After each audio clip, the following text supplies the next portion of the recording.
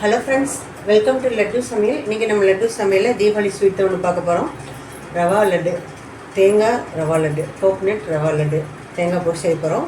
அதுக்கு நான் ஒரு டேபிள் ஸ்பூன் அளவுக்கு நெய்யை கடாயில் ஊற்றி வச்சுருக்கேன். சூடான அதில் முந்திரி திராட்சையை ஃபஸ்ட்டு வறுத்து எடுத்துக்கலாம். உங்களுக்கு எவ்வளோ முந்திரி திராட்சை தேவையோ அந்த அளவுக்கு நீங்கள் போட்டுக்கோங்க. நான் 1 கப் ரவை எடுத்துருக்கேன், 1/4 கிலோ ரவை தான் எடுத்துருக்கேன். வறுத்து எடுத்துக்கலாம். முந்திரி திராட்சை பாருங்கள் நல்லா வறுபட்டுருச்சு. ஒரு பிளேட்டுக்கு இதை மாற்றிக்கலாம். முந்திரி திராட்சையை மாற்றிட்டோம். இப்போ 1 கப் ரவை எடுத்துருக்கேன். இதை வந்து வறுத்துக்கலாம். நம்ம ஒரு 1/4 கிலோ அளவுக்கு இருக்கும். லோ ஃப்ளேமில் வச்சு நல்லா வாசம் வர வரைக்கும் நம்ம வறுத்துக்கலாம். இன்னொரு டேபிள் ஸ்பூன் நெய் கூட நம்ம சேர்த்துக்கலாம். சேர்த்துட்டு நல்லா வறுத்துக்கலாம். ரவை வறுபட்டுருக்கும். ஒரு 1/4 கப் அளவுக்கு டெசிகேட்டட் கோகனட்டு, நீங்கள் இதுலேருந்து தேங்காய் துருவல். நீங்கள் வந்து ஃப்ரெஷ்ஷான தேங்காய் கூட அதை போட்டுக்கலாம். நீங்கள் எங்கிட்ட இந்த தேங்காய் துருவல் இருந்தது, அதனால் நான் இதையே போட்டுக்கிட்டேன். நீங்கள் ஃப்ரெஷ்ஷான தேங்காய் கூட சேர்த்து நம்ம வறுத்துக்கலாம். நல்லா வறுத்துக்கலாம் ரவையை. பாருங்கள், ரவை இந்தளவுக்கு ரொம்ப கலர் மாறக்கூடாது. இந்தளவுக்கு நல்லா வறுபட்ட உடனே நம்ம வந்து 1 கப் ரவைக்கு 3/4 கப் சர்க்கரையை பவுட்ரு பண்ணி எடுத்து வச்சுருக்கேன். அதை சேர்த்துக்கலாம். நீங்கள் இனிப்பு தூக்கலாக வேணும் 1 கப் கூட சேர்த்துக்கலாம்.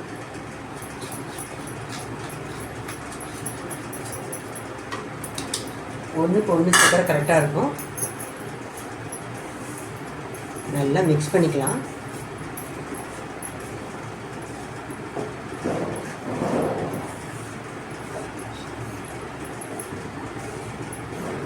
ஈஸியாக செய்யக்கூடிய ஒரு ஸ்வீட் ரெசிபி. நான் ஆல்ரெடி லாஸ்ட் இயர் தீபாவளிக்கு ரவா லட்டு போட்டிருக்கேன். அது வேறு மாதிரி கொஞ்சம் பாகெல்லாம் காய்ச்சி பண்ணுறது. இது கொஞ்சம் ஈஸியாக இருக்கும். பிகினர்ஸ் கூட ஈஸியாக செஞ்சிடலாம். சர்க்கரையை நல்லா பவுடர் சுகரை நல்லா மிக்ஸ் பண்ணிட்டோம். இப்போ சூடான பாலை இதில் சேர்த்துக்கலாம். கொஞ்சம் கொஞ்சமாக சேர்த்துக்கலாம், எவ்வளோ வேணுமோ. வெறும் நெய் கூட நீங்கள் சேர்த்து குடிக்கலாம். கொஞ்சமாக பால் சேர்த்துக்கிறேன், அப்புறமா நெய் சேர்த்துக்கலாம்.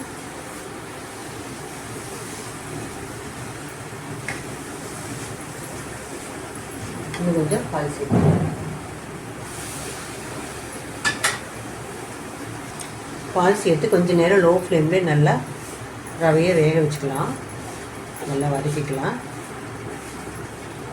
பால்லேயே கொஞ்சம் நேரம் ரவை வேகட்டும். லோ ஃப்ளேமில் வச்சுக்கோங்க. இப்போ இதில் 1 டீஸ்பூன் ஏலக்காய் பவுடர் சேர்த்துக்கலாம்.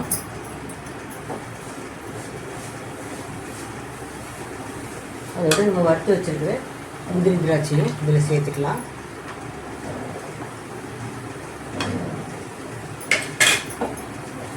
சேர்த்துட்டு நல்லா மிக்ஸ் பண்ணிக்கலாம்.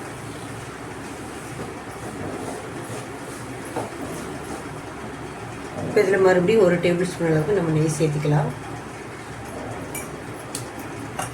சேர்த்துட்டு நல்லா மிக்ஸ் பண்ணிக்கலாம். நெய் சேர்த்துற வரைக்கும் ஸ்வீட் டேஸ்ட்டாக இருக்கும்.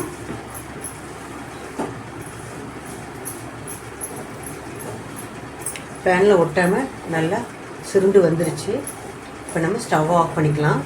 ஆறினோடனே நம்ம உருண்டை பிடிச்சிக்கலாம். அடுப்பை ஆஃப் பண்ணிக்கலாம். இப்போ நல்லா ஆறிடுச்சு. நம்ம கையில் கொஞ்சமாக நெய் தடவிக்கலாம். நெய் தொட்டுட்டு உங்களுக்கு எந்த சைஸ் உருண்டை வேணுமோ அந்த சைஸ் எடுத்து பிடிச்சிக்கலாம்.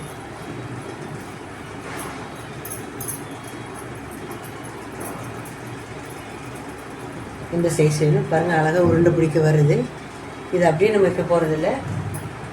மறுபடியும் நம்ம டெசிகேட்டட் கோகனட் எடுத்துருக்கேன். அதில் அப்படியே நல்லா டிப் பண்ணிக்கலாம்.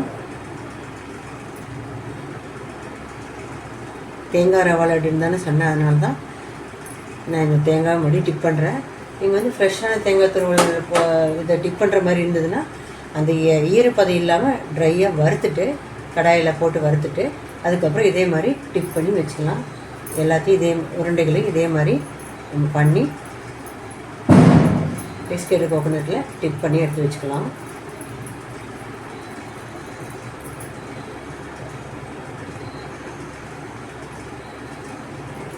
பாருங்கள், எடுத்து வச்சுட்டோம்.